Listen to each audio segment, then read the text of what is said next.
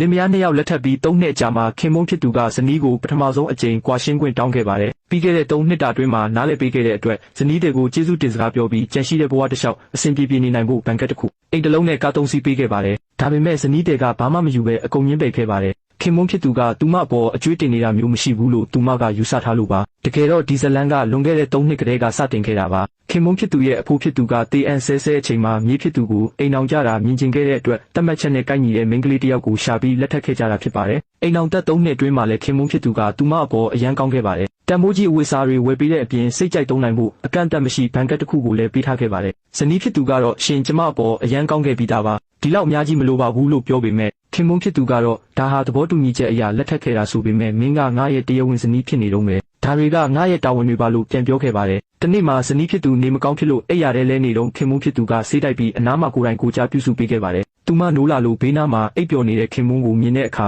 အမေဆုံးသွားပြီးကလေးကငါ့အပေါ်ဘသူမှဒီလောက်မကောင်းခဲ့ဘူးဆိုပြီးသတိရသွားပါတယ်။နောက်တစ်ခါညတစ်ခေါက်မှာဇနီးဖြစ်သူအခန်းထဲလဲကျသွားတဲ့အတန်ကိုကြားတော့လေခင်မုန်းဖြစ်သူကအပြေးလွှားရောက်လာခဲ့ပါတယ်။သူမရဲ့ဒဏ်ရာကိုကြည့်ပြီးစိတ်မကောင်းဖြစ်ရလွန်းလို့နောက်တနေ့မှာပဲသူမထပ်ပြီးမထိခိုက်အောင်စပွဲထောင်တွေကိုအကာအကွယ်တွေလိုက်တက်ပေးခဲ့ပါတယ်။အခု3နှစ်ပြည့်တဲ့နေ့မှာတော့ခင်မုန်းဖြစ်သူကကွာရှင်းဖို့ပြောလာတဲ့အခါဇနီးတီဟာရုတ်တရက်အယံဝမ်းနေသွားခဲ့ပါတယ်။ဒါပေမဲ့သဘောတူညီချက်နဲ့လက်ထပ်ထားတာဖြစ်လို့သူမညှင်းပယ်ခွင့်မရှိပါဘူး။ဒါကြောင့်အပြုံးမပြတ်ပဲတရားရုံးမှာကွာရှင်းမှုတွေကိုလှုပ်ဆောင်ခဲ့ပါတယ်။ပြန်ခါနီးမှာခင်မုန်းဖြစ်သူကအိမ်ထိလိုက်ပို့ပေးမယ်ဆိုတာကိုလည်းသူမကညှင်းခဲ့ပါတယ်။ခင်မုန်းကိုနောင်ခါကိုဂယုစိုက်ပါလို့မှာကြားခဲ့တယ်လို့ခင်မုန်းဖြစ်သူကလည်းသူ့အဖိုးဆန္ဒပြေဝအောင်လက်ထပ်ပေးခဲ့တဲ့အတွက်ကျေးဇူးတင်ကြောင်းပြောခဲ့ပါတယ်။နောက်ဘာကူညီပဲလို့အချိန်မရွေးလာခဲ့ဖို့နဲ့ကိုမနှိပ်စက်ဖို့လည်းနှစ်သိမ့်ပေးခဲ့ပါတယ်။ဇနီးတွေကတော့ပြုံးပြီးညှင်းပယ်ခဲ့ပေမဲ့နောက်မှာတငယ်ချင်းတွေအဖြစ်ဆက်ရှိနေဖို့ပဲဆုတောင်းခဲ့ပါတယ်။နောက်ဆုံးမှာတော့ခင်မုန်းဖြစ်သူကကားမောင်းပြီးထွက်ခွာသွားခဲ့ပါတယ်။သူထွက်သွားတာကိုကြည့်ပြီးဇနီးတွေဟာနောင်နာတွေနဲ့ကြံ့ရစ်ခဲ့ပါတယ်။ဒီကဘာမှာသူဟာသူမအတွက်အကောင်းဆုံးရည်စားဟောင်းဖြစ်သွားခဲ့ပါပြီ။ဒါပေမဲ့3နှစ်တာအိမ်အောင်ရေးအတွင်းမှာခင်မုန်းဖြစ်သူမသိခဲ့တဲ့အချက်တစ်ခုကတော့